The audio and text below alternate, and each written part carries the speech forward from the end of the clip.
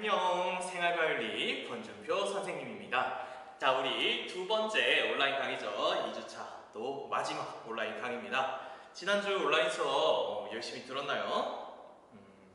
정말 열심히 들은 친구들도 있는 것 같아요. 선생님이 수강하고 나서 사후 설문 올렸잖아요. 사후 설문에 여러분이 올려준 글을 읽으니까 진짜 열심히 들었다고 이야기하는 친구들 있었는데, 선생님이 하나하나 읽어보면서 너무 고마운 마음으로 선생님의 마음을 알아줘서 너무 고마운 마음으로 하나하나 잘 읽었어요.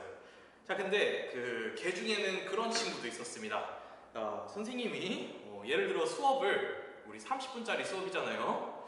2시에 올렸는데 2시 7분에 설문을 완료해서 이 친구는 뭘까? 하고 봤더니 2시 7분에 7분 만에 30분 수업을 본 것도 모자라 좋은 수업 잘 들었습니다. 유익합니다. 자, 이렇게 남긴 친구가 있더라고요. 수강 후기를 믿겠습니다. 네, 한 6배속, 8배속으로 본 거겠죠? 그쵸? 네, 그렇게 믿을게요. 그러지 말고 오늘 정말 도움되는 내용들이거든요. 우리 열심히 한번 들어봤으면 좋겠습니다. 알겠죠? 이번 주는 진짜 그러지 마세요. 선생님 이름 외운다. 알겠죠? 네. 자, 우리 오늘 배울 단원에 대해서 한번 이야기해 보도록 하겠습니다. 자, 오늘 진도 나갈 단원은요, 바로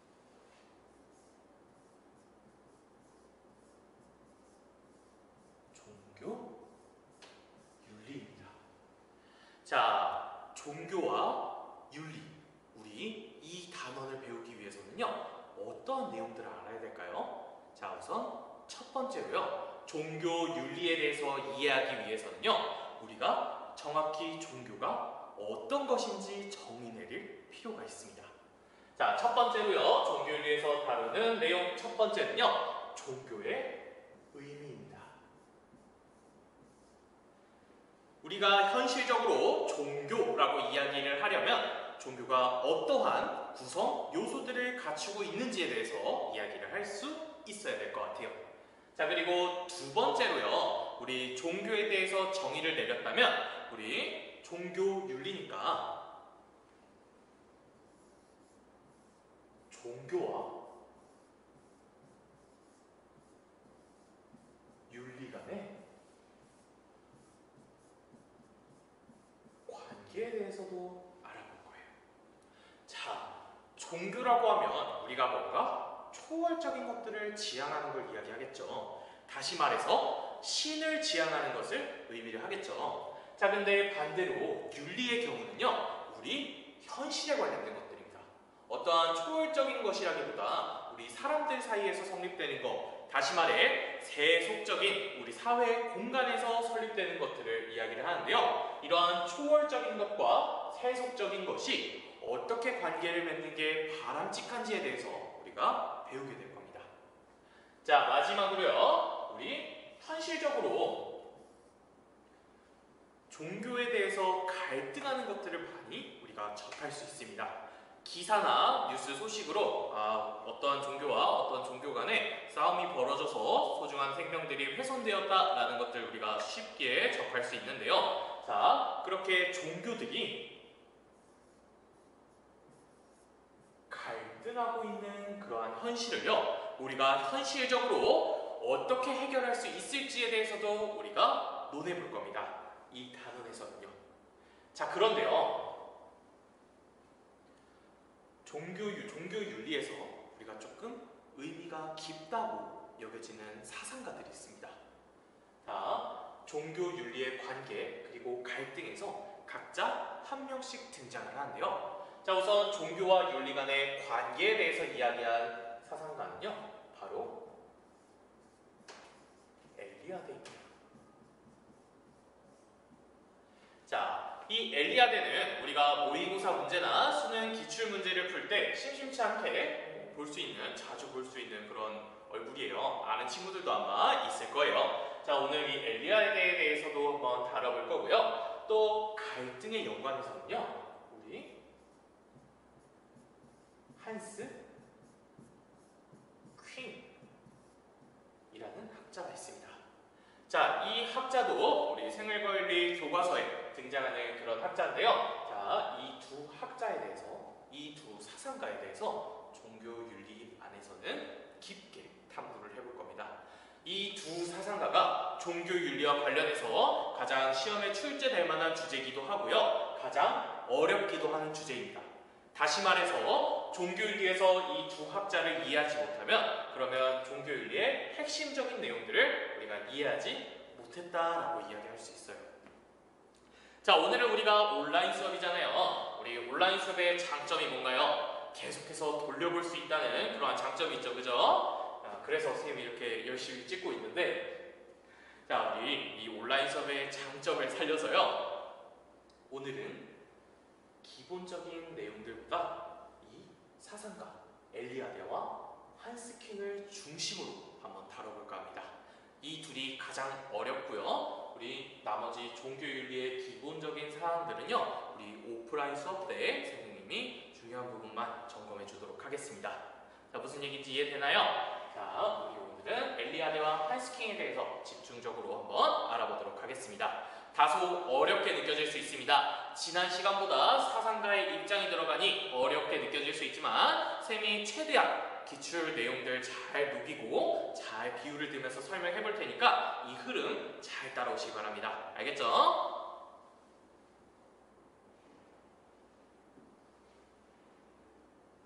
자, 우리 첫 번째부터 한번 이야기를 해보도록 할게요.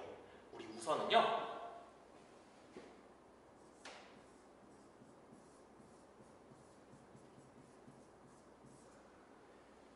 엘리아데에 대해서 우선 이야기해 보도록 하겠습니다. 자, 이 엘리아데는요, 우리 아까 이야기했듯이 종교와 윤리 간의 관계에 대해서 이야기를 합니다. 자, 그 종교와 윤리의 관계에 대해서 어떻게 이야기하냐 우리가 파악하기 전에 엘리아데가 사람을 보는 기본적인 전제에 대해서 알아보도록 할게요. 자, 물론 우리 수능 특강에도 나와 있지만 쌤이 지금부터 이야기하는 내용은요, 수능 특강의 설명으로는 다소 조금 부족한 부분이 있어서 쌤이 보충을 해줄 거예요. 그러니까 지금부터 얘기하는 내용은 조금 판서를 하고 나름의 정리를 하면서 들었으면 좋겠습니다. 자, 판서만 하지는 말고요. 쌤의 말을 잘 이해하고 논리를 조금 따라오면서 들으면 좋을 것 같아요. 무슨 얘기인지 이해되죠? 자, 그러면 우선 첫 번째로 엘리아데가 이야기하는 기본적인 전제부터 한번 보겠습니다.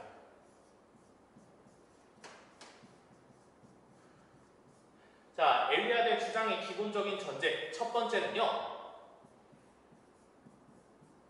모든 인간은 종교적 존재라는 겁니다. 모든 인간은 종교적 존재라는 겁니다. 다시 말해서요, 자, 우리 인간은 유한성을 가지고 있죠. 언젠가는 죽고 무언가 하려는 것에 한계가 있습니다. 인간의 일만으로는, 인간의 힘만으로는 이루지 못하는 것들이 있어요. 자, 그래서 우리 초월자, 다시 말해 신을 지향하는데요, 이거는 그런 의미입니다. 모든 인간은 종교적 존재다라고 엘리아데는 주장합니다. 자, 두 번째로요, 시간이 모자라면 잠깐 우리 일시정지하고 필기하도록 할게요. 자, 두 번째 전제는요, 자, 엘리아데는 모든 인간이 종교적 존재라고 이야기를 하죠. 종교적 존재는 거꾸로 말하면 신을 지향한다. 모든 인간이 신을 지향한다 라는 주장인데요. 자, 엘리아데는요, 이러한 신이 세계를 창조했다라고 주장을 합니다. 창조했다라고 주장을 해요. 자, 알고 있습니다. 이거 직관적으로 봤을 때 받아들이지 못하는 학생도 있을 거고, 이게 뭐 당연한 거지? 라고 생각을 할 수 있는 친구도 있을 것 같아요. 자, 그런데 우선 선생님이 이야기하고 싶은 거는요, 여기 있는 이 신은요, 엘리아데는 뭐 기독교의 그런 신을 한정해서 이야기하지는 않습니다. 요 신이라는 건 뭐 부처님도 될 수 있고요, 뭐 아랍의 그런 신도 될 수 있고, 뭐 여러한 신들 있잖아요, 그죠? 각 종교마다 신이라고 여겨지는 것들, 그런 신을 통칭해서 하는 이야기고요. 어떠한 신을 특칭해서 이야기하는 게 아니라 통칭해서 하는 이야기고요. 두 번째로 선생님이 수업 때도 항상 이야기하지만 모든 윤리 사상에 동의를 할 필요는 없습니다. 동의하고 이해는 꼭 구분해서 우리가 생각을 해줬으면 좋겠어요. 알겠죠? 자, 그래서 존재다라고 이야기하고, 두 번째로 신이 세계를 창조했다라고 이야기를 합니다. 계속해서 가보도록 할게요. 자, 엘리아데는 이러한 전제를 바탕으로 우리 역사를 설명합니다. 자, 우리 역사에서요, 과거를, 다시 말해 엘리아데는 신화 시대라고 이야기하거든요.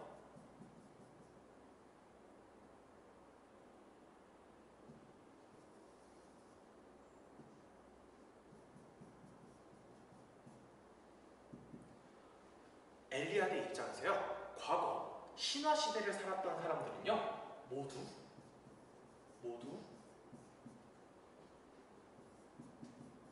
종교적 인간이었다고 주장합니다.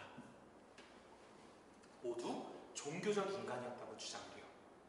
과거 신화 시대에는 모두 자신의 신을 품고 그 신을 지향하면서 살아갔다라고 이야기를 합니다.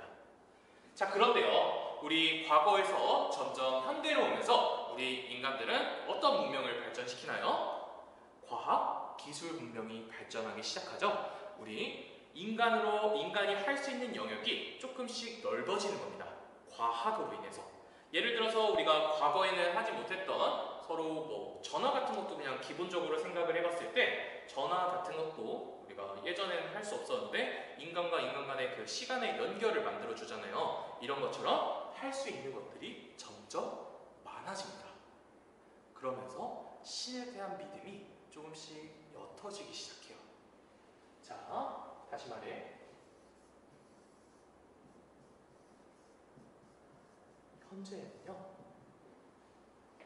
신도 물론 믿고 있지만 신에 대한 믿음이 조금씩 옅어져서 세속의 시대가 오기 시작합니다.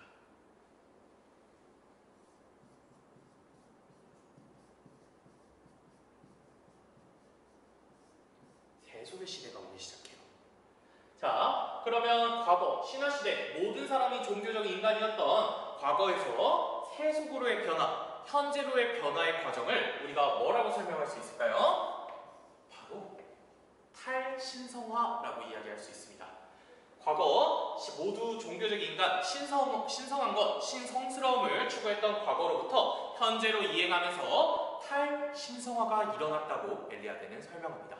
자, 탈신성화.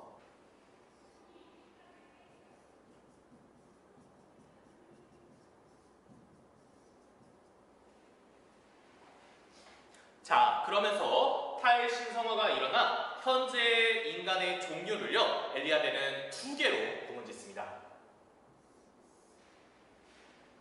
자, 이 부분 잘 정리해야 돼요. 자, 첫 번째로요, 우리 현재 세속의 시대에 나타난 인간상 첫 번째로요, 비종교적 인간이 있습니다. 자, 비종교적 인간은요, 이름부터 딱 알 수 있듯이 종교적이지 않은 인간들입니다. 다시 말해서요, 신을 믿지 않고 자신의 힘으로 살아가려는 그러한 경향을 가진 인간들을 이야기합니다. 자, 또 하나는요, 우리 종교적 인간입니다.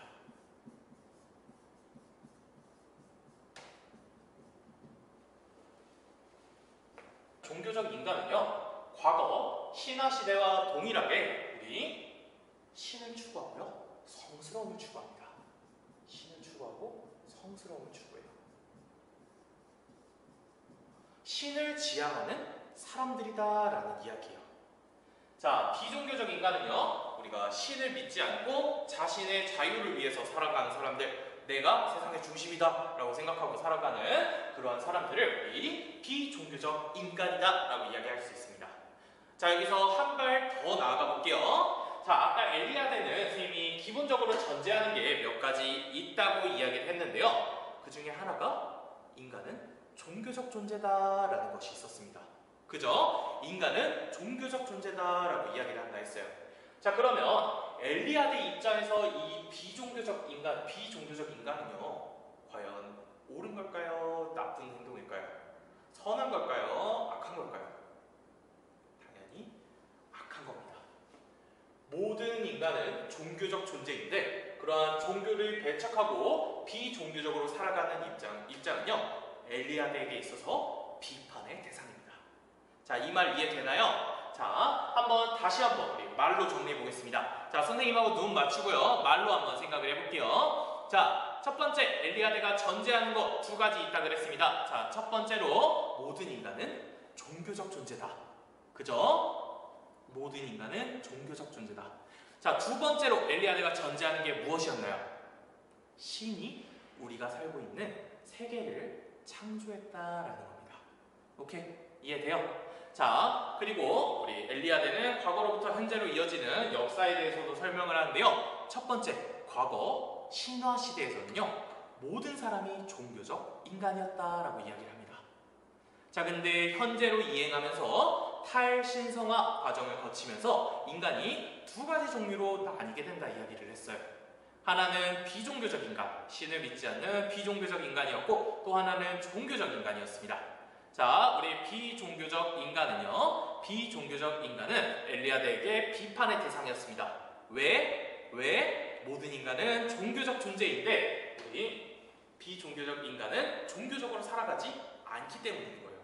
그러니까 인간으로서의 존재의 의의를 실현하지 않는 사람들인 겁니다. 엘리야드 입장에서는. 무슨 말인지 이해되나요? 좋습니다. 자, 그럼 우리 계속해서 한번 이야기해 볼게요. 자, 엘리야드 입장에서요, 종교적 인간은요, 비종교적 인간이 바람직하지 않은 인간이니까 엘리야드 입장에서 종교적 인간은 바람직하게 살아가는 사람이겠죠. 그죠? 자, 엘리야드는 종교적 인간이 세속과 성스러움의 조화를 잘 추구해서 살아가는 바람직한 인간으로 엘리야드는 우리 종교적 인간을 바라봅니다. 자, 그러면 우리가 여기 엘리야드와 관련된 주제가 세속과 윤리의 조화, 어떻게 관계를 이루어야 하는지에 대한 부분을 다룬다고 이야기를 했잖아요. 그죠? 자, 과연 세속과 성스러움을 어떻게 조화시키는지에 대해서 한번 이야기를 해보도록 하겠습니다. 자, 엘리야드가 이것과 관련돼서 지은 책 이름이 있습니다. 그 책의 제목이 바로 성과 속이라는 책이에요. 자, 이 책을 가지고 우리 세속과 종교적인 것들이, 성스러움이 어떻게 조화가 되는지 한번 살펴보도록 하겠습니다. 자, 여기서 성은요, 성스러움을 이야기합니다. 성은 성스러움을 이야기합니다. 자, 속은요, 속은 우리가 살아가는 일상적인 공간들을 이야기해요.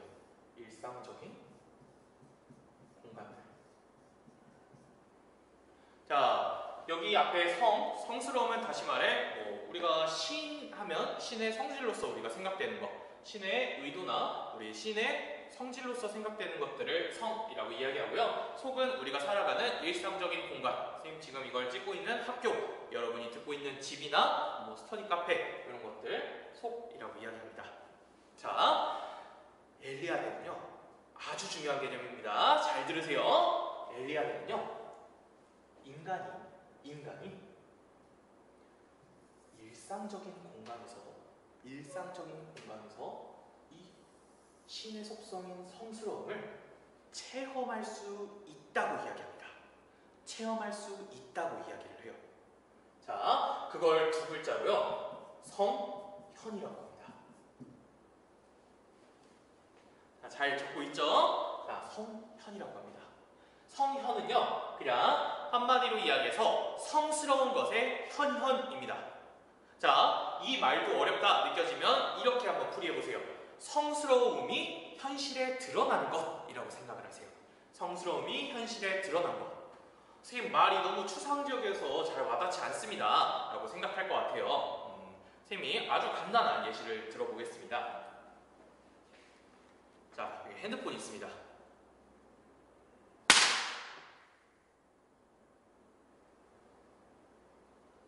안 깨졌네요.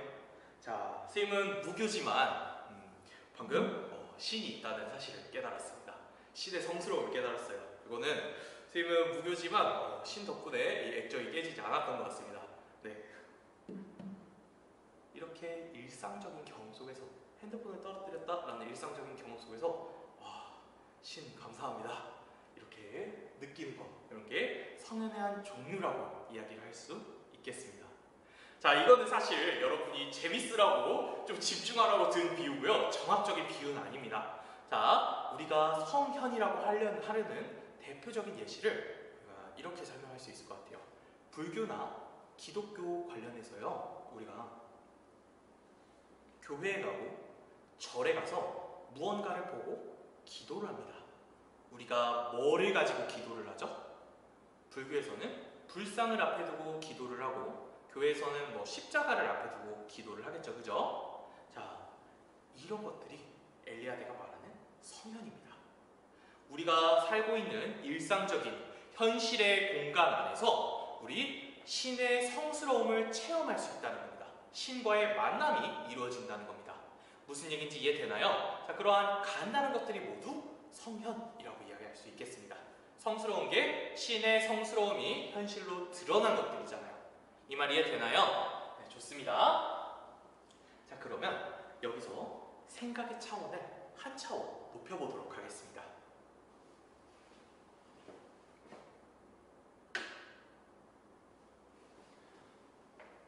선생님이 성현을 설명할 때 교회나 절에 가서 불상이나 십자가를 보면서 우리가 기도를 한다 그랬잖아요, 그죠? 자,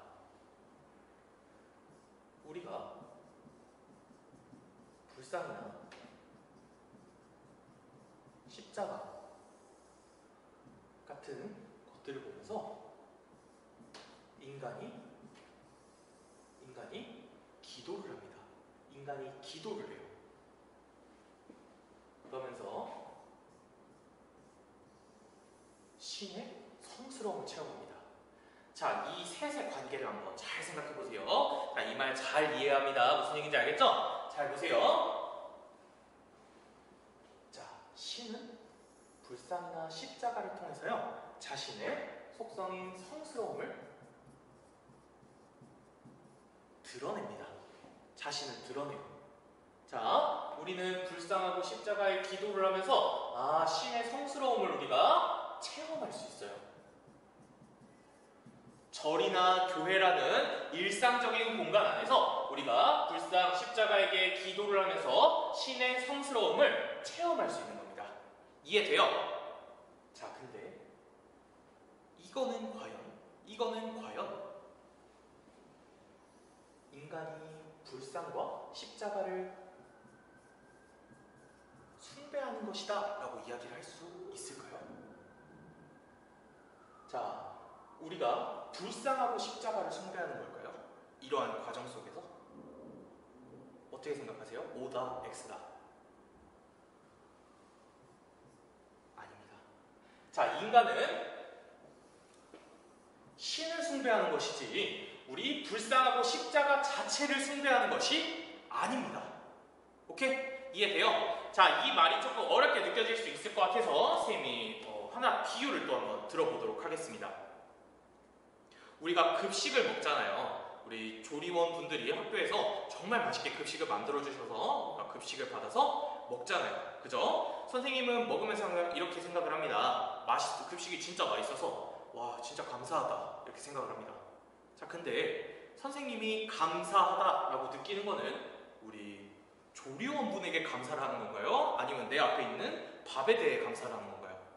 자, 내 앞에 있는 밥에 대해 감사하는 사람은요, 나쁜 사람입니다. 알겠죠? 조리원분에 대해 감사를 하는 거죠. 무슨 얘기인지 이해되나요?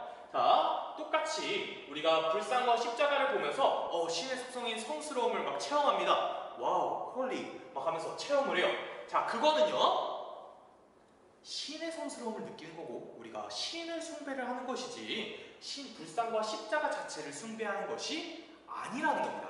자, 무슨 얘기인지 이해되나요? 이 말? 좋습니다. 자, 그럼 이 말 한 번 더 바꿔볼게요.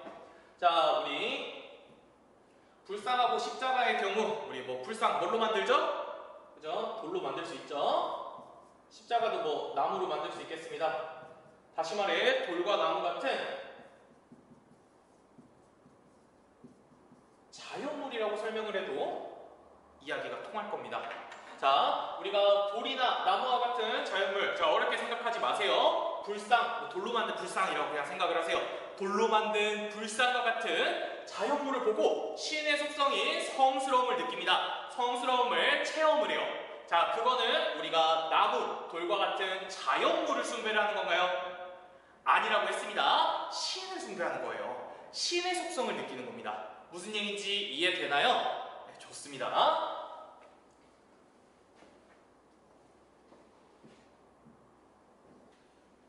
자, 우리 다시 원점으로 돌아와서 엘리아데를 정확하게 이해했는지 살펴보기 위해서 우리가 몇 가지 질문에 한번 답을 하면서 내용을 정리해 보도록 하겠습니다.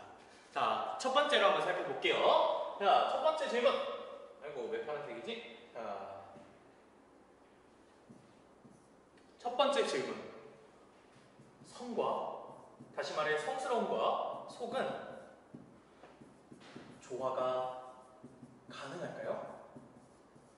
자, 배운 내용을 기반으로 한번 생각을 해봅시다. 지금까지 수업에서 다뤘던 내용을 기반으로 한번 생각을 해볼게요. 성과 속, 성스러운 공간과 새 속의 공간은 조화가 과연 가능할까요? 네, 가능합니다. 가능하고 그렇게 해야 합니다. 왜요? 왜요? 자, 우리 새 속의 공간에서요, 성스러움을 체험한다고 그랬습니다. 체험한다고 그랬습니다. 다시 말해, 일상적인 공간에서 성스러움을 체험하는 겁니다. 그죠? 자, 이거는 종교와 세속이라는 우리 엄연히 다른 공간이 서로 만나는 지점이잖아요. 그죠? 서로 다른 부분이, 다른 영역이 만나는 곳이잖아요. 그죠? 이거를 조화라고 우리가 부를 수 있겠죠? 자, 성과 속은요, 엘리아데의 입장에서 조화를 이룰 수 있으면서 조화를 이뤄야 하는 것입니다. 무슨 말인지 이해되나요? 좋습니다. 자, 우리 두 번째 질문도 한번 살펴볼게요. 성과 속의 공간은 물리적으로 분리된 공간일까요? 자, 생각을 해볼게요. 성과 속은 물리적으로 분리된 공간일까요?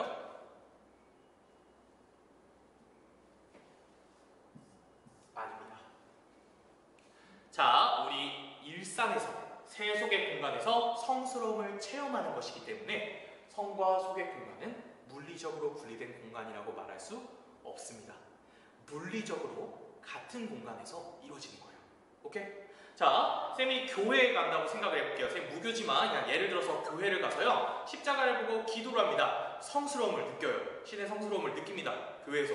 자, 그거는 쌤이 그 성스러움을 느낀다고 해서 교회 말고 다른 공간에서 그걸 느끼는 건가요? 아닙니다. 교회라는 우리 인간이 살아갈 수 있는 일상적인 공간 속에서 우리가 느끼는 거잖아요. 성스러움을.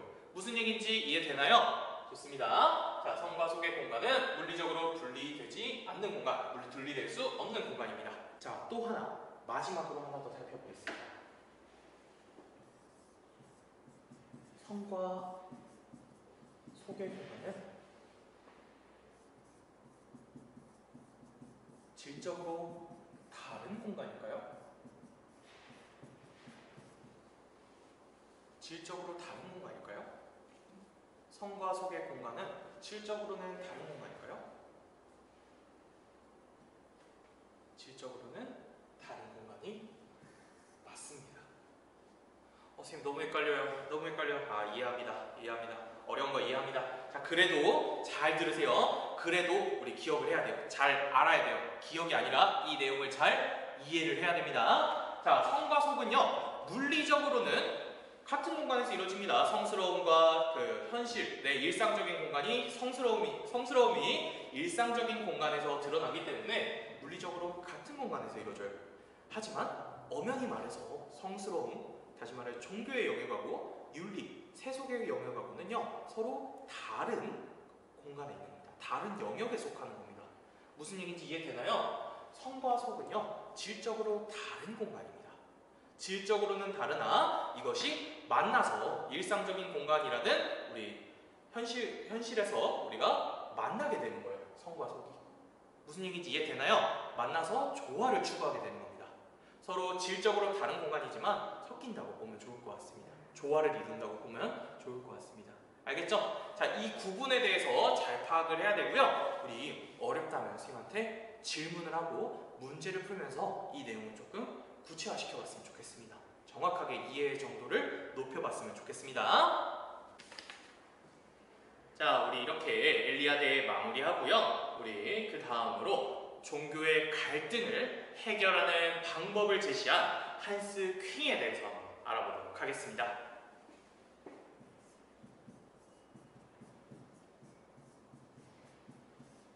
이것 또한 필기를 하면서 같이 보면 좋을 것 같습니다.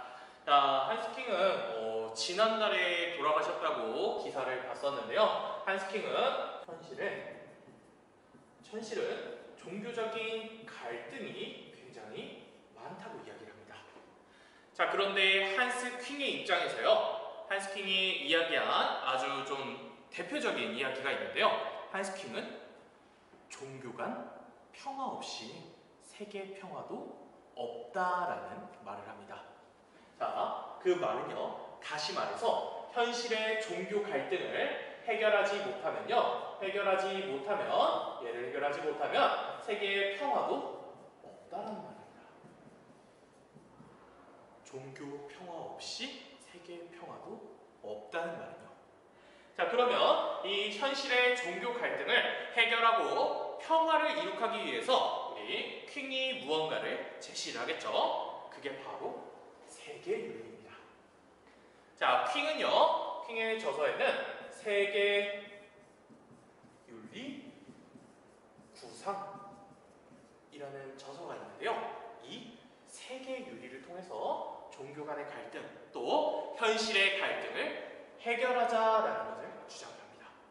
자, 그러면 이 세계윤리가 확립이 되면 이 세계윤리를 통해서 현실의 갈등이 해결이 되고 우리가 평화를 이룩한다라고 말할 수 있는데요. 자, 그러려면 우리 이 세계윤리의 성격에 대해서 그리고 이게 어떻게 설립이 될 수 있는지에 대해서 한번 뜯어서 살펴봐야 되겠죠. 자, 그러면 우리 이 세계윤리에 대해서 한번 살펴보도록 하겠습니다.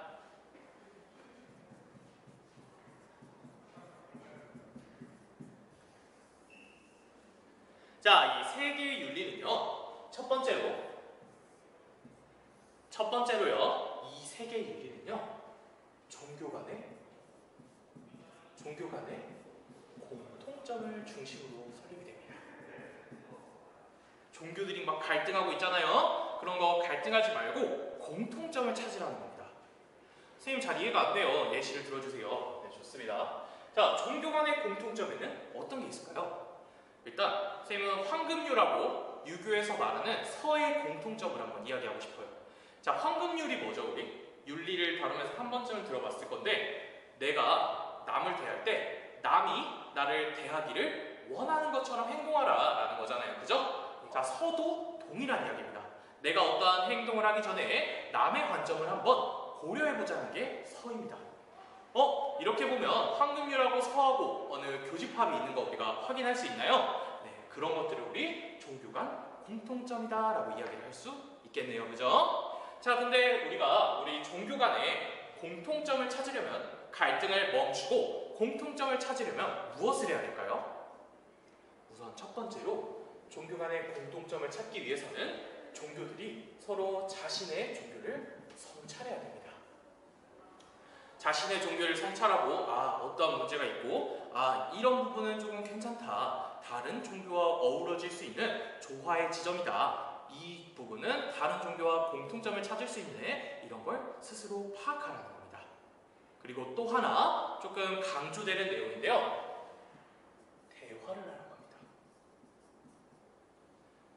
자, 지금까지의 종교 갈등은 이러한 대화, 성찰을 바탕으로 한 대화가 미비하기에 굉장히 갈등이 심각해져 있다라고 이야기를 합니다. 자, 자신의 종교를 성찰하고 공통점을 찾아서 세계의 윤리를 성립하기 위해서는 이러한 성찰과 대화가 필수적입니다. 무슨 얘기인지 이해되죠? 자, 그리고 또 하나 세계윤리의 성격에 대해서 하나 더 생각을 해보겠습니다. 자, 세계윤리는 이름이 세계윤리네요. 그죠? 세계윤리면 세계의 모든 사람에게 어떻게 해당이 돼야 되나요? 이 윤리가 보편적으로, 상대적으로, 보편적으로 해당이 돼야 됩니다. 보편적으로 해당이 되어야 합니다. 왜 굳이 이런 이야기를 할까요? 자, 생각을 한번 해보겠습니다. 자, 우리 세계 윤리를 설립하기 위해서 구성의 방식이 어떻게 돼요? 종교 간의 공통점을 찾아서 이야기를 하라는 거잖아요. 그죠? 그러면 나는 종교인이 아닌데 내가 이 세계 윤리에 동의를 해야 되나? 하는 그런 문제가 생길 수 있어요. 근데 한스 킹은요, 우리 종교인이 아닌 무교인 사람들, 비종교인도 동의할 수 있을 정도로 보편적인 윤리를 제시를 해야 그게 세계 윤리로서 성립이 가능하다라고 이야기를 합니다. 자, 무슨 얘기인지 이해되나요? 자, 이 세계 윤리가 보편적이어야 한다라는 그 속성은요, 다시 말해서 종교인은 당연하고 비종교인까지 이 세계 윤리에 동의할 수 있어야 한다라는 겁니다. 오케이?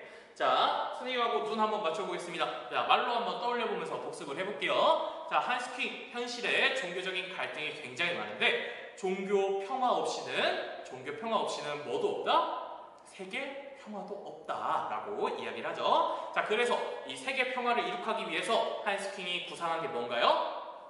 네 글자, 무슨 윤리? 세계 윤리. 세계 윤리였습니다. 자, 이 세계 윤리의 특징을 우리가 한번 뜯어봤었죠. 자, 세계 윤리의 특징 첫 번째 뭐였나요? 종교 간 뭐뭐뭐 찾기, 공통점 찾기였습니다. 기억나나요? 네, 좋습니다. 공통점 어떻게 찾을 수 있다고요? 종교끼리 자신의 종교를 성찰하고 어떤 공통점이 있을 수 있겠다 하고 대화를 나눠보라는 겁니다. 그러면서 갈등을 해결하고 세계 윤리를 만들라는 거예요. 오케이? 자, 세계 윤리의 두 번째 특징, 우리 비록 종교 간 공통점에서 시작이 되었지만 우리 비종교인까지 동의할 수 있을 정도로 아주 보편적인 윤리가 되어야 한다는 얘기였습니다. 그죠? 그래야 세계 윤리로서 성립이 가능한 거예요. 오케이? 이 말 이해되나요? 좋습니다. 자, 그러면 우리 문제 몇 가지 풀어보면서 수업 마무리해 보도록 할게요.